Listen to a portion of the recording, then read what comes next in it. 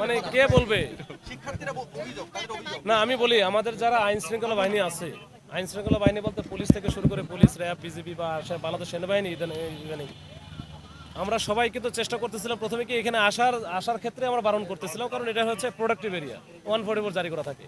যেহেতু গতকালকের একটা বিষয় ছিল, আমরা কিন্তু একটু সিম্পাথিক ওয়েতে আমরা দেখছি যেন এদের প্রতি আমাদের অবিচার না হয় বা কোনো বল প্রয়োগ করে না লাগে। তারপরে কিন্তু তারা এখানে আসলো, আসার পরে বহুক্ষণ তাদের চেষ্টা করছে, আমরা কিন্তু বারবার বলছি তোমরা এখানে থাকো, শান্তিপূর্ণভাবে থাকো, আমরা তোমাদের কিছু করবো না, ঠিক আছে তোমাদের খুব কোন জায়গায় আছে দেখি।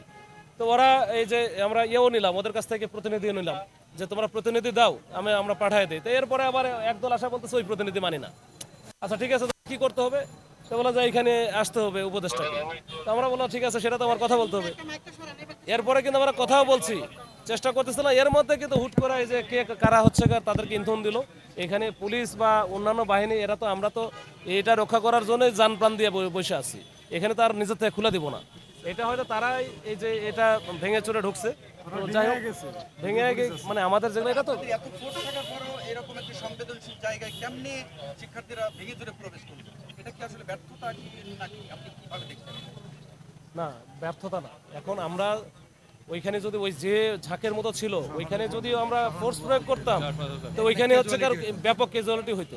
তো এইটা আমরা চাই নাই, যে এরকম ক্যাজুয়ালিটি এড়ানোর জন্য গতকালকে এত বড় একটা ঘটনা ঘটলো, বাংলাদেশের একটা হৃদয় বিদারক ঘটনা ঘটলো, এরপরে যদি আবার এইটার জন্য আবার একটা ঘটনা ঘটে, এটা আরো খারাপ হতো। তো আমরা চাই নাই। ওখানে তো আমরা হচ্ছে ইচ্ছা করলে মারতে পারতাম, অন্য কোনো কিছু করতে, ফায়ার ইউজ করতে পারতাম, আমরা করি নাই। যে আমরা একটা পরিস্থিতি থেকে উঠে আসছি, ওই পরিস্থিতি যেন নতুন করে না পড়ি। তারপরেও যখন তারা ভেতরে গিয়ে যখন গাড়ি ভাঙচুর করলো, তখন তো আসলে এইটা আমরা এখন বলতে পারবো।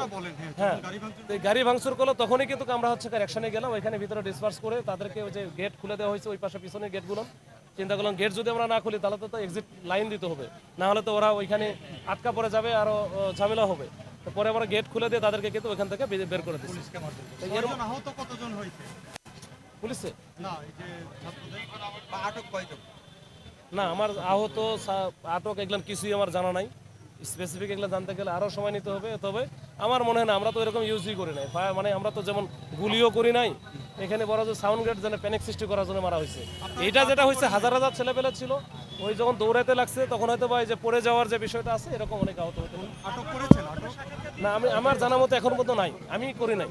এখন এটা দেখা লাগবে যদি আরো আছে কিনা, আদৌ আমার মনে হয় এরকম নাই। থাকলে পরিস্থিতি স্বাভাবিক কেমন? পরিস্থিতি আপনারা দেখতেছেন, এখানে পরিস্থিতি সব ভালো। ওকে, থ্যাংক ইউ।